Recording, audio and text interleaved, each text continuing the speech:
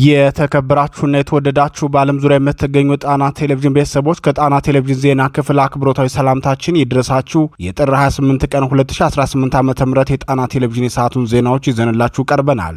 እስከ መጨረሻው አብራችሁን ከቆያችሁ የምትከታተሏቸው መረጃዎች ርዕሶቹን አስቀድመን እናስደምጣችኋለን። የአማራ ፋኖ አንድነት ምስረታን ተከትሎ በፋኖ ሰራዊት ዘንድ የመዋጋት አቅምን በከፍተኛ ደረጃ ማሳደግ ችሏል። በማዕከላዊ ጎንደር ቀጠና ከጫንድባ እስከ ጭልጋና ደንቢያ በተዘረጋው ሰፊ ቀጠና የጎንደር ጠቅላይ ግዛት እዝ 2 ክፍለ ጦሮች ባካሄዱት ተጋድሎ ከፍተኛ ድል ተቀዳጅተዋል። የጎንደሩ ተጋድሎ ምን ይመስል ነበር የሚለውን በሰዓቱ ዜናችን በዝርዝር ተሰሙታላችሁ። ቀዳሚው መረጃችን ነው። ሽንፈትንና ነውረን እንደ በርኖስ በኩራት የሚከናነበው የብልጽግናው ስርዓት በሸዋ ጠቅላይ ግዛት አዲስ ዘመቻ ከፍቷል። ለዚህ ዘመቻ ደግሞ የወይዘሪት ፍሬ ህይወትን መስሪያ ቤት በአስፈጻሚነት እየተጠቀመ መሆኑን የደረሰን መረጃ ያመላክታል። ኋላ እየታቀደው ምንድነው? ለዚህ እኩይ የብልጽግና ዕቅድ የፋኖ መረጃና ደህንነት ክፍል ያሳለፈው ውሳኔስ ምን ይላል የሚለውን ከዜናችን የሚሰማ ይሆናል። ከወራት በፊት 2 የክፍለ ጦር አዛዦቹን ወሎ ቤት አማራ ላይ በዘመቻ ደማሊ አባናዳው ተጋድሎ የተነጠቀው ብልጽግና ዛሬም በተመሳሳይ ሌላ ወታደራዊ አዛዡን በዚህ ወሎ ቤት አማራ ምዕራባዊ ቀጠና ላይ ተቀምጧል። የወሎውን ተጋድሎ ተከትሎ የተጎዳውን ወታደራዊ አዛዥ ለማውጣት የተላከውን ወታደራዊ ሄሊኮፕተር አስመልክቶ ዜናችን በዝርዝር ያስደምጣችኋል። ጎጃም ላይ የአማራ ፋኖ ሁሉን አቀፍ ተጋድሎውን በድል አስቀጥሏል። በ2 ቀን ዘመቻው የብልጽግናን ሰራዊት የበተነ ሲሆን በህዝባዊ ውይይትም የፋኖን ትግል ወደፊት ያስፈነጠረው ውሳኔ ያሳልፏል። ዝርዝሩ ይደመጣል። ፋኖ መሩ የአማራ ህዝብ የሉና ትግል አሁን የደረሰበት ደረጃ ምን ይመስላል ሲባል የድርጅቱ መሪዎች የሰጡት ምላሽና ታጋዩ መሬት ላይ የሚያሳየው ቁርጠኝነት ቁልጭ አድርጎ ያሳያል። የአፋብን 2 መሪዎች በጋራ ያቀረቡት ማብራሪያ ከፍተኛ መነጋገሪያ ሆኗል። የአርበኛ ጌታ አስራደና አርበኛ አስረስ ማረ ዳምጤን መልእክት በዜናችን የምትሰሙት ይሆናል። ሰዓቱ ሲደርስ ይቀርብላችኋል። እነዚህንና ሌሎች ለሰዓቱ የተመረጡ መረጃዎችን አሰባስበን ያሰናዳነው የሰዓቱ ዜናችን ወደ እናንተ መቅረብ ይጀምራል። በድጋሚ እስከ መጨረሻው አብራችሁን እንድትቆዩ በአክብሮት እየጠየቅን በቀጥታ ወደ ዝርዝር ዘገባው እናልፋለን።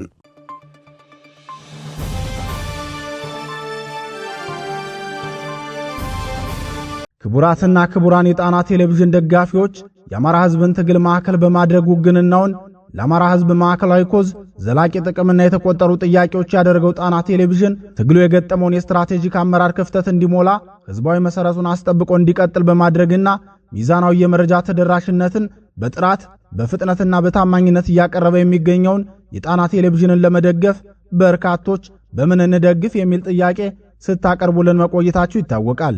በመሆኑም በዜል +1 46 9866 54 44 በካሻፕ ጣና ቲቪ 2024 በፔይፓል ጣና ቴሌቪዥን 2024@gmail.com እንዲሁም በዶኔት ቦክሱ በኩል መደገፍ የምትችሉ መሆኑን ለማሳወቅ እንወዳለን።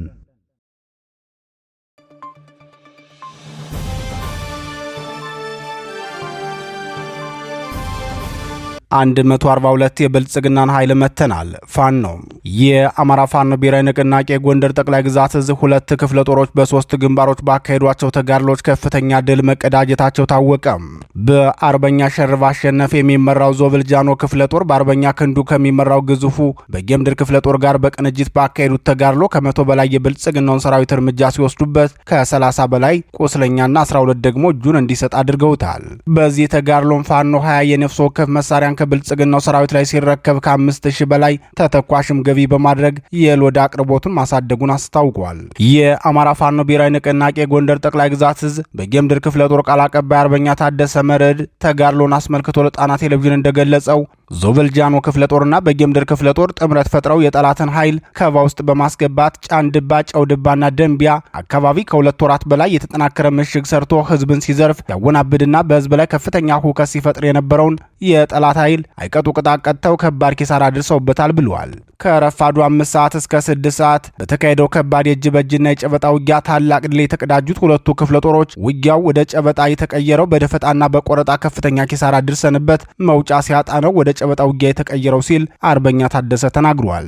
በውጊያው በድምሩ 142 የብልጽግናው ሰራዊት ከጥቅም ውጭ መሆኑን ያስታወቀው አርበኛ ታደሰ ከ100 በላይ የሚሆነው እርምጃ ሲወሰድበት ከ30 የማያንሰው ደግሞ ጉዳት ደርሶበታል ብለዋል።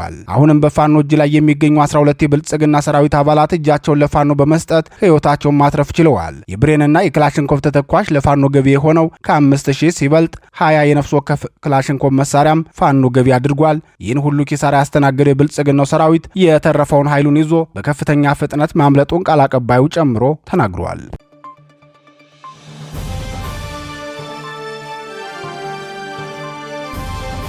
ብልጽግናው በሸዋ ያቀደው አደገኛ ዘመቻ።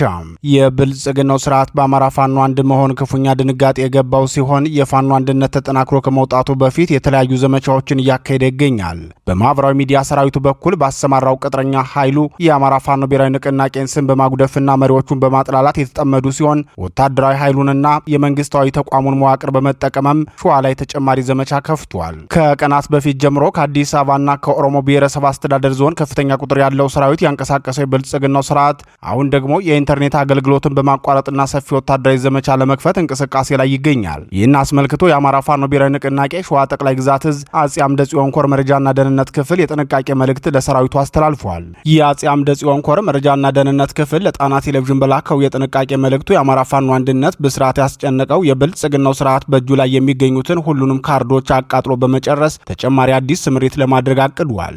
በመሆኑም ጠላት ፋኖ በሚያስተዳድራቸው በበርካታ ቦታዎች የኔትወርክና የኢንተርኔት አገልግሎት ሙሉ በሙሉ አቋርጧል። በተጨማሪም ከኦሮሞ ብሔረሰብ አስተዳደር ልዩ ዞን ተጨማሪ ሰራዊት ተባባሪ አካላት በማወያየት ወደ ሸዋ ለማዝመት ከፍተኛ ጥረት እያደረገ ይገኛል።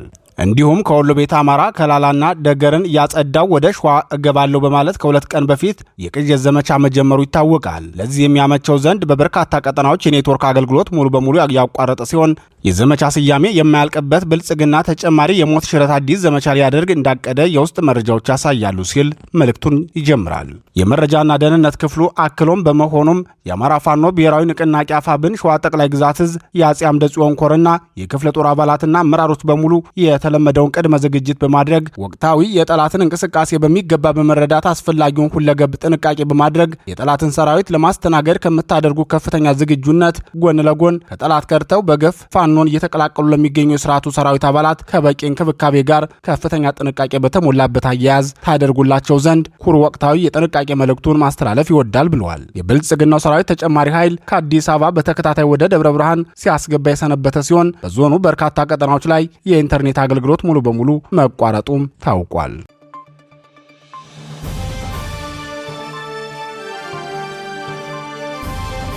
በፋኖ የተመታው የጦር አዛዥ በሄሊኮፕተር አዲስ አበባ ተወሰደ። በወሎ ቤተ አማራ ምዕራብ ወረዳዎች ሁለተኛ ቀኑን ባስቆጠረው ተጋድሎ ወታደራዊ ማረጉ በውል ያልታወቀ አንድ ከፍተኛ የብልጽግናው ስርዓት ወታደራዊ አዛዥ በፋኖ ስናይፐር ተመቶ ከባድ ጉዳት ደርሶበታል። የተጎዳውን ወታደራዊ አዛዥ ስርዓቱ በሄሊኮፕተር ጭኖ አዲስ አበባ መውሰዱን ከቦታው የደረሰን መረጃ ያመላክታል። የአዛዡን ሕይወት ለማትረፍ ዛሬ ጥር 28 ቀን 2018 ዓ.ም ረፋድ 5 ሰዓት ላይ በወግዲ ወረዳ ጫቃታ በተባለ ቦታ አንድ የጦር ሄሊኮፕተር ማረፉን የዓይን እማኞች ዋቢ አድርጎ መረብ ሚዲያ ዘግቧል። የጦር ሄሊኮፕተሩ ቆስለኛውን ወታደራዊ አዛዥ ከጫነች በኋላ ካረፈችበት ጫቃታ በመነሳት በጋስጫና በደገር አቆራርጠው ወደ ሸዋ አዲስ አበባ አቅጣጫ መብረሯንም የአካባቢው ነዋሪዎች ተናግረዋል። አዛዡ ውጊያውን ሲመሩ ከነበሩ ዋና ዋና ወታደራዊ አዛዦች መካከል አንዱ ሲሆን የደረሰበት ጉዳት ከባድ መሆኑም ታውቋል። ጄኔራል ዘውዱ ሰጣርጌና ብርጋዴር ጄኔራል ሞሲሳ እንዲሁም አንድ በአየር ወለድ ኮማንዶ እዝ የአንድ ኮር አዛዥ የሆኑ የሌፍተናንት ጄኔራል ማዕረግ ያለው ወታደራዊ አዛዥ በሁለት ድሮን በ3 አየር መቃወሚያ በሁለት ጄኔራል መድፍ በ10 ሞርተርና ቢኤም 107 እንዲሁም በ23 ዲሽቃ መሳሪያ ታግዘው ውጊያውን በዋናነት ሲመሩ እንደነበር በትናንቱ ዜናችን መዘገባችን ይታወሳል። የብልጽግናው ሰራዊት አዛዦች በወሎ ቤተ አማራ ቀጠና ተደጋጋሚ ጉዳት የደረሰባቸው ይገኛል። ከወራት በፊት በዘመቻ ደማሊ አባናዳው ተጋድሎን በተመሳሳይ የሰሜን ምስራቅ እዝ 12ኛ ክፍለ ጦር ሁለቱም አዛዦች በፋኖ መመታታቸው ይታወሳል። የክፍለ ጦር ዋና አዛዥ ኮሎኔል ከቆሰሉ በኋላ የብልጽግናው አየር ኃይል ስላልደረሰላቸው በፋኖ እጅ መግባታቸው የሚታወስ ሲሆን መከተላቸው ደግሞ በሄሊኮፕተር ከጋሸና ወደ አዲስ አበባ ጦር ኃይሎች ሆስፒታል መወሰዳቸው አይዘነጋም። ቆስለው በፋኖ እጅ ገብተው የነበሩ ኮሎኔል ዘላለም አይና ጤና ጣቢያ የታከሙ በነበረበት ሰዓት በብልጽግናው አየር ኃይል በድሮን ተመተው መገደላቸው አይዘነጋም።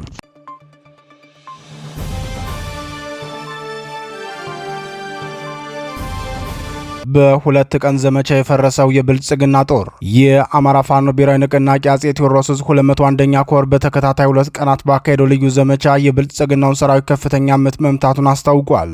የብልጽግናውን ሰራዊት ከባድ ምት በመምታት ከፍተኛ ኪሳራ ያደረሰበት የ201ኛ ኮር 74ኛ ክፍለ ጦር በተከታታይ 2 ቀናት ባካሄደው ተጋድሎ ነው። የኮሩ ህዝብ ግንኙነት ኃላፊ ፋኖ ሀብታሙ የሱፍ በተከታታይ 2 ቀናት የተካሄደውን ተጋድሎና የተገኘውን ድል አስመልክቶ ለጣና ቴሌቪዥን ሲገልጽ የንጹሃን አርሶ አደሮችን ንብረት ከዝርፊያ የታደገ ነበር ብለዋል። ፋኖ ሀብታሙ ሐሳቡን ሲቀጥልም ጠላት በተከታታይ በጎንቻ ሲሶነስ ወረዳ 74ኛ ክፍለ ጦር በሚያስተዳድራቸው ቀጠናዎች ተንቀሳቅሶ ነበር። ከግንድ ወይን ተነስቶ የተቋማትን ሰብል ለመዝረፍ የተሰማራውን የባዲ ሚሊሻና የብልጽግና ሰራዊት ጎንቻ ሲሶነስ ቡቸር ቀበሌ 6 ኩንታል ሰብል በማስጣል አርብ ገበያ የነበረው ኃይላችን በወሰደው እርምጃ የተዘረፈውን የአርሶ አደሮችን ሰብል ከጠላት ዝርፊያ ማስቀረት ተችሏል ሲል ገልጿል። የአጼ ቴዎድሮስ 201ኛ ኮር 74ኛ ክፍለ ጦር ትናንትም በተመሳሳይ ቀጥሎ መነሻውን ከግንድ ወይን አድርጎ ፋኖን ለማፈን ተንቀሳቅሶ የነበረውን የብልጽግናውን ሰራዊት ጨርማ የተባለ ቦታ ላይ በጣለው የደፈጣ ጥቃት በርካታ ኃይሉን መምታት ችሏል። በዚህም በተከታታይ 2 ቀናት ክፍለ ጦሩ ባካሄደው ልዩ ተጋድሎ ወደ ቀጠናው የገባውን የብልጽግና ሰራዊት መበተን ተችሏል። ይህ በእንዲህ እንዳለ የአማራ ፋኖ ብሔራዊ ንቅናቄ አጼ ቴዎድሮስ 201ኛ ኮር የህሉና ትግሉ አስኳልና ባለቤት ከሆነው ከደጀን ህዝብ ጋር የሚያካሄደውን ውይይት አጠናክሮ እንደቀጠለበት የኮሩ ቃል አቀባይ ኃላፊ ለጣና ቴሌቪዥን ተናግሯል። ፋኖ ሀብታሙ የሱፍ የህዝባዊ ውይይቱን መረጃ ለጣና ቴሌቪዥን ሲገልጽም 54ኛ ክፍለ ጦር ስር የሚገኘው 3ኛ ሻለቃ 2 ሻምበሎች ጋር የትግሉን ብሔራዊ አስተውሎትና አማራዊ አንድነት ለአማራ ህዝብ የሚኖረው ሚና አስመልክቶ ውይይት አድርገናል። በውይይቱም አማራዊ አንድነት ለትግላችን ብቻ ሳይሆን ለቀጣይ አማራዊ ጉዟችንም ከምንም በላይ አስፈላጊ እንደሆነ በመድረክ መነጋገር ተችሏል። በአማራ ህዝብ የትጥቅ ትግል ውስጥ ያለፍንበትን ደረጃ የከፈልነውን ሁሉን አቀፍ መስዋዕትነትና በወትሮ ዝግጁነት ከዚያም በላይ በተለየ ግለት በቀጠናው ያለውን የጠላት እንቅስቃሴ እንዴት ማክሸፍና ማስወገድ እንደሚገባ በወታደራዊ ቋንቋ ተነጋግረናል ብለዋል። የ201ኛ ኮር ህዝባዊ ውይይትና የትግል መዳረሻ ግብን አስመልክቶ የሚደረገው መድረክ በሌሎች ቀጠናዎችም ቀጥሎ የተካሄደ ሲሆን በቢቡኝ ወረዳ ከ10 ቀበሌ ህዝብና ጊዜያዊ መንግስት አስተዳዳሪዎች ጋር ትናንት መካሄዱን ፋኖ ሀብታሙ የሱፍ ተናግሯል። ከዓለም ካርታ ሊያጠፋን የመጣን ጠላት በልኩ ለህዝባችን በየቀኑ ማስረዳት የኛ የአዲሱ ትውልድ ስራ ነው ሲል አስተያየቱን የሚጀምረው ፋኖ ሀብታሙ የሱፍ ቢቡኝ ወረዳ በአጼ ቴዎድሮስ 201ኛ ኮር 54ኛ ክፍለ ጦር ውስጥ የሚገኙ 19 ቀበሌዎችና 3 የወረዳ ከተማ ያሉት ወረዳ ሲሆን ከጅምሩ የአማራ ትግል ሲጀመር በህዝባዊ እምቢተኝነት የተጀመረ የተፈጥሮ ጀግንነት ያለው ማህበረሰብ የሚገኝበት 16ቱን ቀበሌዎች ፍጹማዊ አማራዊ አደረጃጀት ከህዝባዊ ኃይል እስከ አፋጎናም እስከ አፋብን የትግል ደረጃ ድረስ የማያወላውል አደረጃጀት ያለበት ቀጠና ነው ሲል የቀጠናውን የትግል ታሪክ ይገልጻል። በዚህም የትግል ግለትና አሁናዊውን የትግል ደረጃ ለ8 የቀበሌና ለ2 የከተማ ወሳኝ ኮሚቴዎች የግንዛቤ መፍጠር ስራ መሰራቱን ፋኖ ሀብታሙ ገልጾ በስብሰባው ትግልን የወከለና ህዝብን ያማከለ ያካሄድና የስነ ስርዓት አጀንዳዎችን አንስተን በጋራ መግባባት አብሮነትን፣ ወንድማማችነትን አሳይተናል። በስብሰባው 4ኛ ክፍለ ጦር አመራሮችና የወረዳው ጊዜያዊ መንግስት አመራሮች በጋራ ሆነው የቀጠናውን ማለትም የጮቄነት ግርማ አይደፈሬነት በትናንት ማንነቱ እንዲቀጥል አቅጣጫ ተቀምጧል ብለዋል።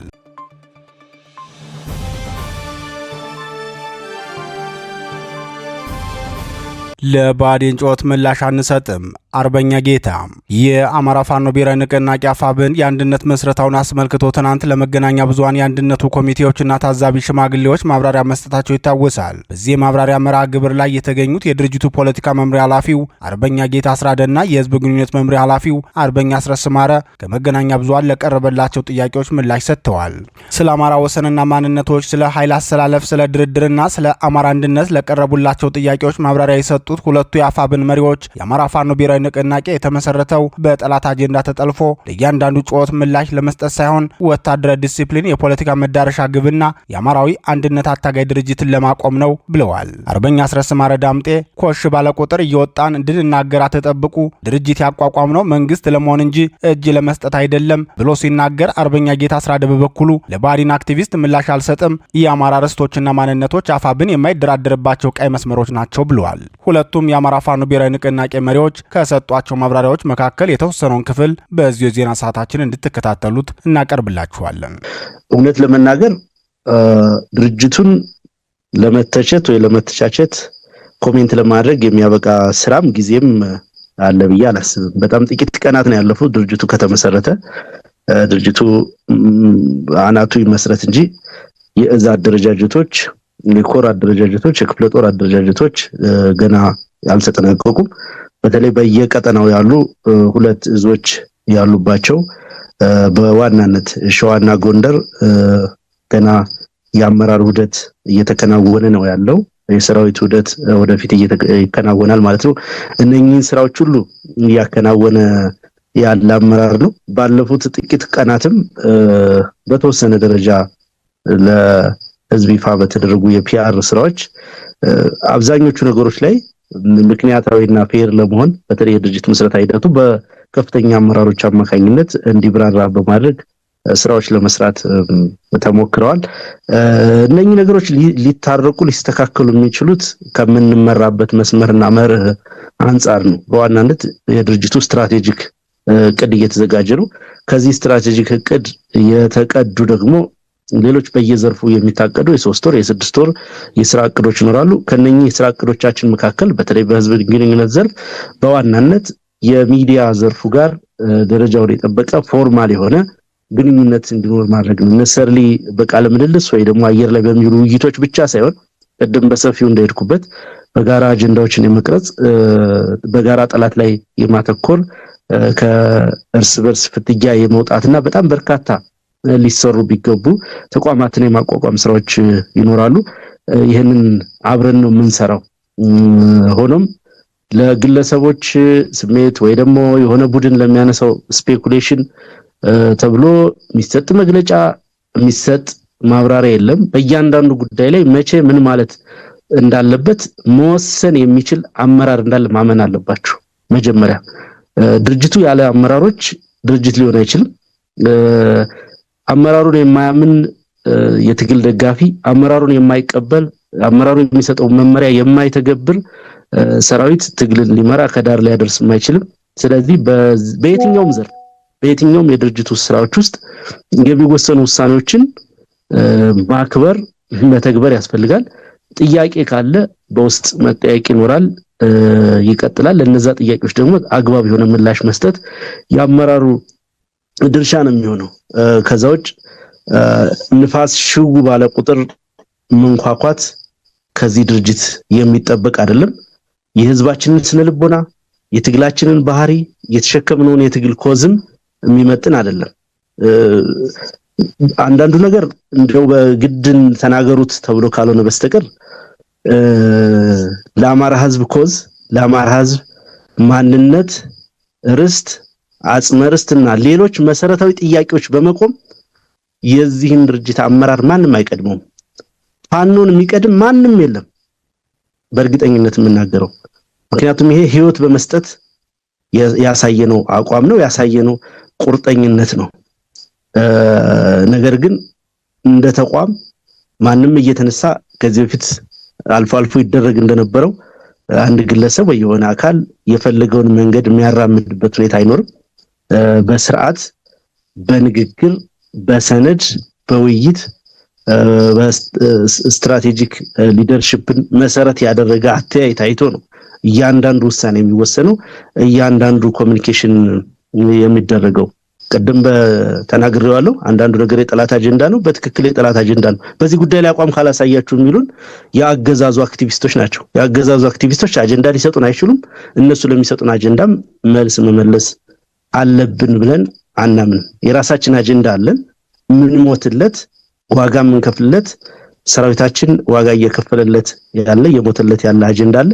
እሱን አጀንዳ ከዳር ለማድረስ ማንኛውንም ተግባር በቁርጠኝነት እንፈጽማለን፣ እንተገብራለን። ሌሎች ከድርጅት ስራ ጋር የተገናኙ ያልተጠናቀቁ ስራዎች ስለሆኑ በዛ ዙሪያ የተነሱት ጥያቄዎች ወቅቱን የጠበቁ ስላልሆኑ ሌላ ጊዜ እንግዲህ በሚኖረን ግንኙነት ማብራሪያ እንሰጥባቸዋለን። እንግዲህ መሳይ በጣም ሰፊ ጥያቄዎች አንስቷል። ድርድርን በተመለከተ፣ ከተማ ንቅናቄን በተመለከተ፣ የህዝብ አያያዝን በተመለከተ፣ ዲስፕሊንን በተመለከተ አንዱ የምንደራጅበትና የተደራጀንበት ዓላማ ተመሳሳይ የሆነ ፖሊሲ በሁሉም ቀጠና እንዲተገበር ነው። ከዚህ አንደኛው ፖሊሲያችን መካከል የሰራዊታችን ስነ ምግባር ማሻሻል ነው። የአመራሩን ስነ ምግባር ማሻሻል ነው። ከህዝብ የወጣለት ምንም ነን ብለን ነው የምናስበው። ትግሉ እዚህ የደረሰም ህዝብ አቅፎን ደግፎን ስላለ ነው። እኛም ለህዝብ ስለምንሞት ህዝቡም ለኛ ዋጋ ስለሚከፍል ነው። ስለዚህ በህዝብ አያያዝ ረገድ ድርጅቱ ከፍተኛ ቁርጠኝነት ነው ያለው። ቀደም ሳነሳ ሰምታችሁ እንደሆነ የኦዲትና ኢንስፔክሽን ኮሚሽን አለው ገደምባችን የተቋቋመ። የዚህ ኦዲትና ኢንስፔክሽን ኮሚሽን ዓላማ የድርጅቱን አመራሮች ላይ አሰራሮች ላይ ቁጥጥር ማድረግ ነው። ወታደራዊ ፍርድ ቤት መዋቅር አለው። የህግና ስነ ስርዓት ጉባኤ አለው። እነኚህ ተቋማት አንዱ ተልኳቸው የህዝብ አያያዝን የዲሲፕሊን ጉዳይ ጭምር የሚመለከት ነው። ሌሎች ከከተማ ንቅናቄ ከሌሎች ነገሮች ጋር ተያይዘው የተነሱ ጥያቄዎች በተደጋጋሚ ከዚህ በፊት የሚነሱ ጥያቄዎች ናቸው። ልክ ነው። ህዝቡ ከፍተኛ ምሬት ውስጥ ነው። አንዳንዴ እጅግ በሚያስገርም ሁኔታ ኑሮውን አጠቃላይ ሁኔታውን በምን አይነት ተአምር እንደተሸከመው በማይታወቅ ሁኔታ ነው አገዛዙን ተሸክሞት ያለ። ስለዚህ ሊደርሺፕ ይፈልጋል። ብሶቱን የሚያሰማበት፣ ጠላቱን የሚያስወግዱበት፣ እፎ የሚልበት ሊደርሺፕ ይፈልጋል። ያንን የሊደርሺፕ ጋፕ ለመሙላት ነው ይሄ አደረጃጀት የተፈጠረው። በእርግጠኝነት ትግሉን በብቸኝነት የዚህ ድርጅት አመራር ብቻ የሚሸከመው አይደለም። ነገር ግን በዚህ ድርጅት ፊት አውራሪነት ሌሎች የሲቪክ አደረጃጀቶችም ሆነ ሌሎች የከተማ ንቅናቄዎችን በማንቀሳቀስ ተከታታይ የሆኑ ስራዎች ይሰራሉ። ለዚህ ደግሞ ቅድም እንዳነሳሁት እቅዶች እየታቀዱ ነው፣ ወደፊት የሚተገበሩ ናቸው ማለት ነው። እንግዲህ ሊደራደሩ ነው አንድ የሆኑ ስለ ድርድር ምናምን ተብሎ የሚነሳ በተደጋጋሚ ያለ። እኛ አንድ ድርጅት የመሰረት ነው አገዛዙን ለማሸነፍ እንጂ ለመደራደር ብለን አይደለም። አገዛዙም ለሰላማዊ ድርድር ዝግጁ ነው ብለንም አናምንም። እጅ ለመስጠት ደግሞ ተቋም መመስረትም ድርጅት መፍጠርም አያስፈልገንም ነበረ ማለት ነው። ስለዚህ በሱ በኩል የሚነሳው ነገር አገዛዙ ለሰላም ዝግጁ በሆነ ጊዜ የአማራን ህዝብ ጥያቄዎች ያለ ጠመንጃ ለመሳሪያ ለመመለስ ዝግጁ በሆነ ጊዜ የድርጅቱ ከፍተኛ አመራር ተነጋግሮ የሚወስነው ጉዳይ ነው የሚሆነው። ዛሬ ላይ አስተያየት የሚሰጥበት ነገር አይደለም፣ ጊዜውም አይደለም ብለን ነው የምናስበው። ቅድም ብዙ ነገሮችን አንስቷል ወንድሜ አርበኛ አስረስ። ሁሉንም ነገር እዚህ ላይ ምላሽ ላንሰጥ እንችላለን። በርከት ያሉ ጥያቄዎች ናቸው። ጊዜውም ጭምር እየሄደ ስለሆነ አንኳር በሆኑ ነገሮች ላይ አስተያየት እሰጣለሁ። ምናልባት ጋዜጠኛ ማዕዶት ባነሳቸው ላይ በተለይ የአማራ ህዝብ ጠላትና ወዳጅን በተመለከተ በአጋጣሚ ይህን ጉዳይ በግልጽ በነበረን የአንድነት ሂደት ውስጥ ያነሳነው ጉዳይ ነው። ምንጊዜም ቢሆን የአማራ ህዝብ በዚህ ልክ መከራና ስደት የገጠመው ግልጽ የሆነ ጠላት ተነስቶበት ነው። ይህን ሁላችንም እናውቀዋለን። በዚህ ሂደት ውስጥ እኛ እንደ ህዝብ ቅድምም በስሱ ለማንሳት ሞክረናል። እንደ ህዝብ ማንንም ህዝብ ጠላት ብለን የምንፈርጀው የለንም፣ የራሳችን ድክመት ካልሆነ በስተቀር ማለት ነው። ነገር ግን በተለያየ አደረጃጀት ውስጥ ጸረ አማራ የሆነ አቋም የነበራቸው ድርጅቶች ትናንትም ነበሩ፣ ዛሬም አሉ፣ ነገም ይኖራሉ። እነዚህን በተመለከተ አንዳንዱ ፖለቲካል ዲሲሽን ስለሆነ በቀጣይ የምናስቀምጠው ነው ሊሆን የሚችለው። እዚህ ላይ ግን በግልጽ መታወቅ ያለበት ምንድነው? አማራ ፋኖ ብሔራዊ ንቅናቄ ግልጽ የሆኑ ጥያቄዎች አሉት፣ የተቆጠሩ ጥያቄዎች አሉት። በእነዚህ ጥያቄዎች ላይ አንዳችም ድርድር የለንም። ይሄን እንድታውቁ ተፈልጋለሁ። መጨረሻ አካባቢም እንደዚሁ አንድ ጋዜጠኛ ወንድሜ ሲያነሳው ነበር። የወልድ ጉዳዮች አሉን፣ ትክክል ነው። እንደ አማራ ጋር የሆኑ ነገሮች አሉን። በእነዚህ ጥያቄዎች ላይ እዚህ ድርጅት ውስጥ የተቀመጡት የአማራ ልጆች ናቸው። ያለማጋነን እዚህ ድርጅት ውስጥ ያሉት አመራሮች የምንበለው ታጋዩ ፋኖ ምናልባትም የተሻለ የነቃ የተሻለ በአማራ ህዝብ ላይ መስዋዕትነት ለመክፈል ቤት ንብረቱን ጥሎ ጫካ የወጣ አካል ነው። ስለዚህ ይሄ አካል አንድ አይነት አቋም ይዞ ድርጅት መስርቷል። ይሄ ድርጅት ደግሞ ግልጽ የሆኑ አላማዎች አሉት፣ የሚመልሳቸው ጥያቄዎች አሉት፣ ቀይ መስመሮች አሉት፣ የማይደራደርባቸው ነጥቦች አሉ። ከነዚህ መካከል ለምሳሌ የአማራ ጥያቄዎችን ማስመለስ ቀይ መስመር ነው፣ የማይደራደርበት። ለምሳሌ የአማራ ማንነትና ርስትን በተመለከተ ቀይ መስመር ነው፣ ለድርድር የማይቀርብ ማለት ነው። ስለዚህ በዚህ ጉዳይ ላይ ኮምፕሮማይዝ የማያደርግ ስለሆነ ድርጅቱ በዚህ ላይ የዓላማችን ግጭት የሚፈጠር አደረጃጀት ወይም ደግሞ ሌላ አካል ካለ አቋም በምንዝበት ላይ በምንፈርጅበት ሂደት ላይ እንፈርጃለን። ስለዚህ የኛ መለኪያው የሚሆነው እነ ከበደ ወይም ደግሞ በቀላ አየለ ስለሚባል ድርጅት ወይም ግለሰብ አይደለም። በቃ ስለ አማራ ጥያቄ ነው እኛ የምንከራከር። ግልጽ በሆነ በተለይ በዋናነት እንደሚታወቀው በአራቱም ጠቅላይ ግዛት ላይ ያሉ የአማራ ርስቶችና አጽመ ርስቶች ብዙዎቹ በነበረው ባሳለፍነው አገዛዝ ውስጥ ከፍተኛ የሆነ ክህደት ተፈጽሞባቸው ማህበረሰባችን ለባርነት ተዳርጎ ለስደት ተዳርጎ ነው የቆየ። በቃ ይህን ጥያቄ ልንመለስ ነው የወጣ ነው። አለቀ። አማራ ፋኖ ብሔራዊ ንቅናቄ ይህንን ጥያቄ በቀይ መስመርነት ይዞት የሚቀጥል ነው የሚሆነው። ይሄ እንዲያዝ እንፈልጋለን። እርግጠኛ ነኝ መቼም ዛሬ በዚህ ሰዓት ተነስቶ አርበኛ ዘመነ ካሴ ወልቃይት የኔ ነው፣ ጌታ አስራደ መተከል የኔ ነው፣ አርበኛ መከተው ተነስቶ ደራ ወይም ሸዋ የኔ ነው፣ አርበኛ ምሬ ወይም ሄኖክ ተነስቶ ራያ የኔ ነው ሊል አይችልም። መቼም ይህንን እንድንል የሚፈልግ አካል ካለ እኛ ይህንን ከ10 ከ15 ዓመት ከዛ በፊት የነ ፕሮፌሰር አስራት ወልደየስን ራዕይና ዓላማ ይዘን ሰንቀን የመጣን የሞትንለት የቆሰልንለት የተሰደርንለትን ዓላማ በየቀኑ እንድንናገር የሚፈልግ አይመስለኝም። ከዚህ ከፍ ባለ ደረጃ ነው ያለነው። በግልጽ እንድታውቁት የምንፈልገው ከዚህ በጣም ከፍ ባለ ደረጃ ነው ያለነው። ሜቢ አሁን ከሆነ ይሄ ጥያቄ አንዳንዶቹ የገባቸው እሱን ነገር ወደ ኋላ ተመልሰው እንዴት ድርጅቱ እንደተቋቋመ ለምን ፋኖ እንደሆነ ለምን የአማራ ህዝብ እንደተሰደደ ይሄንን ሁሉ ማየት የሚጠበቅበት ይመስለኛልና ኦፍ ኮርስ አንዳንዶቻችን በመሃል ጠላት ባመጣው አጀንዳ ህዝቡንም ደጋፊውንም ጭምር ውዥንብር ለመክተት የሚመስል መንገድ አለ። እኔ በዚህ ሰዓት ስለማይመጥንም ከዚህ በላይ አልልም። ወደፊት ግን በዚህ ጉዳይ ላይ በሰፊው ድርጅቱ በፖለቲካ መምሪያው፣ ድርጅቱ በህዝብ ግንኙነት መምሪያው፣ ድርጅቱ በተለያዩ መምሪያዎች እየወጣ ማብራሪያና አቋም የሚይዝበት ነው ሊሆን የሚችለው። ግን ኦቤስ የሆነውን ግልጽ የሆነውን የአደባባይ ሚስጥር ብዙም ስለማያሻማ እኔ በተለይ እዚህ ቤት ውስጥ ያለነው አካላት እርግጠኛ ነኝ በዚህ ጉዳይ ላይ እንደው ለደቂቃም ለሰከንድም ጥርጣሬ ካለን አይዳውት እኔ ወይ አልተግባባንም፣ አልተረዳዳንም፣ አልተዋወቅንም ሁሉ ማለት ነው የሚሆነው። አንድ ይሄ እንዲያዝ እንፈልጋለን። በዚህ ጉዳይ ላይ ግልጽ እንትን እንዲኖረን። ነገር ግን ምናልባት በአዴን ወይም ደግሞ ወዴድ ብልጽግና በየቀኑ የተለያዩ አጀንዳዎችን እየፈጠረ ሰራዊቱን ህዝባችን ውዥንብር ለመክፈት የሚሄድ አካል ካለ እስኪ በዚህ ጉዳይ ላይ እንደዚህ በሉ የሚለይ ከሆነ ትክክል ነው። ቅድም አርበኛ አስረስ እንዳለው ነው የምለው። ለባዴን አክቲቪስት መልስ አልሰጥም እኔ። አማራን ለሸጠ የአማራን ርስት ለሸጠ ወይም ደግሞ ለገ ለመሸጥ ለተዘጋጀ አካል መልስ ልንሰጥ ስለማንችል ማለት ነው። በዚህ ልክ እንዲታይ ነው። እኛ በዚህ ላይ ጽኑ መሰረት ያለን አካላት እንዳለን ነው። ሰነዳችንም አግሪመንታችንም እና ደግሞ ወደፊት የምንሰራቸው ፖለቲካዎችና አደረጃጀቶችን በዚህ ልክ የተቃኙ እንደሆነ እንዲያዝ ነው። ሌላኛው ምናልባት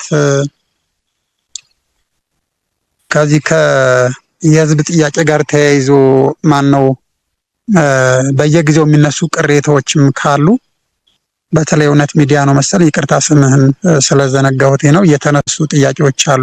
ሂሶችን ለማረም ዝግጁ ናችሁ ወይ? ኦፍ ኮርስ ከዚህ በኋላ ተጠያቂ የሆነ ኃላፊነትን የሚወስድ ድርጅት አለ። ግለሰብ አይደለም፣ ድርጅት አለ። በጣም ግዙፍ የሆነ ድርጅት ማለት ነው።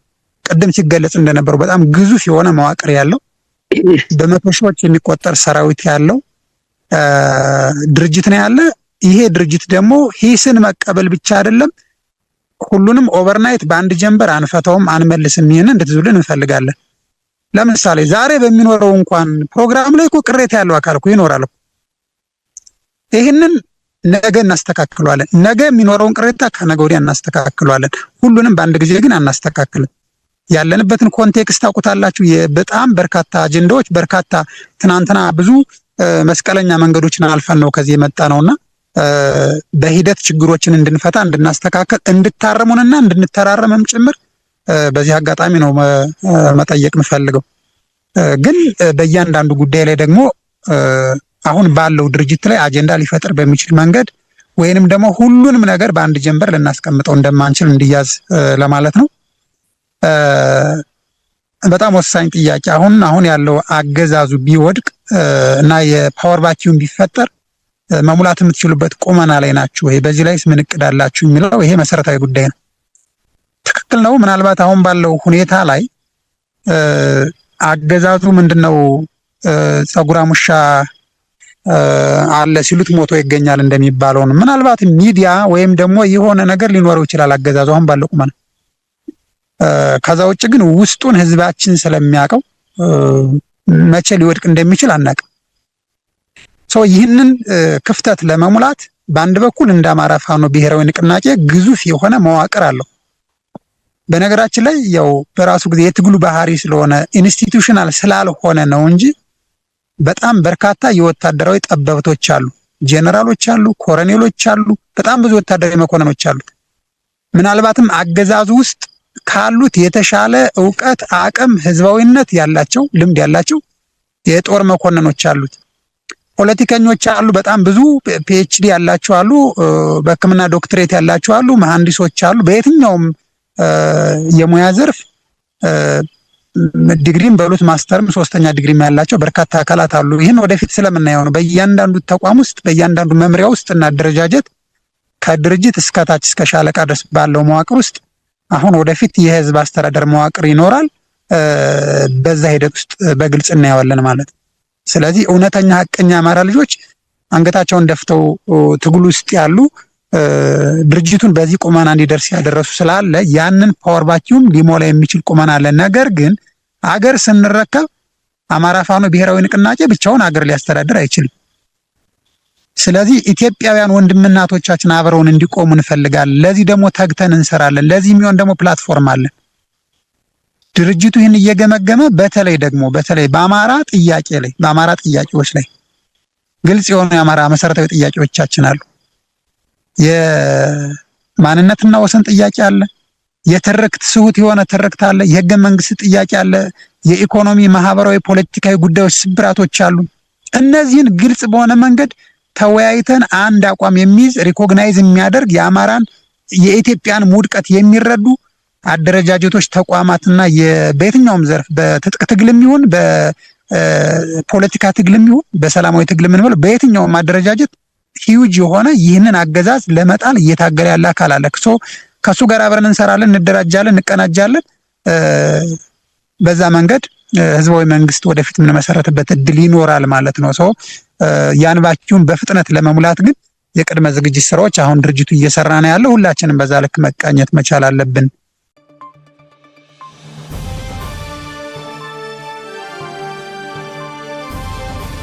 ክቡራትና ክቡራን የጣና ቴሌቪዥን ደጋፊዎች የአማራ ህዝብን ትግል ማዕከል በማድረግ ውግንናውን ለአማራ ህዝብ ማዕከላዊ ኮዝ ዘላቂ ጥቅምና የተቆጠሩ ጥያቄዎች ያደረገው ጣና ቴሌቪዥን ትግሉ የገጠመውን የስትራቴጂክ አመራር ክፍተት እንዲሞላ ህዝባዊ መሰረቱን አስጠብቆ እንዲቀጥል በማድረግና ሚዛናዊ የመረጃ ተደራሽነትን በጥራት በፍጥነትና በታማኝነት እያቀረበ የሚገኘውን የጣና ቴሌቪዥንን ለመደገፍ በርካቶች በምን እንደግፍ የሚል ጥያቄ ስታቀርቡልን መቆየታችሁ ይታወቃል።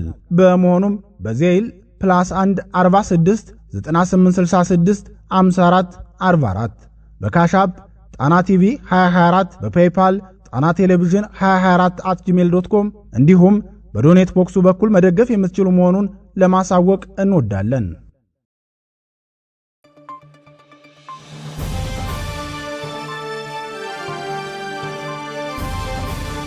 ክቡራትና ክቡራን የጣና ቴሌቪዥን አድማጭ ተመልካቾቻችን ዜናችን የተከታተላችሁትን ይመስል ነበር። በምሽቱ የዜና ወጃችን እስከምንገናኝ በዚሁ ተሰናበትን። ጤና ይስጥልን።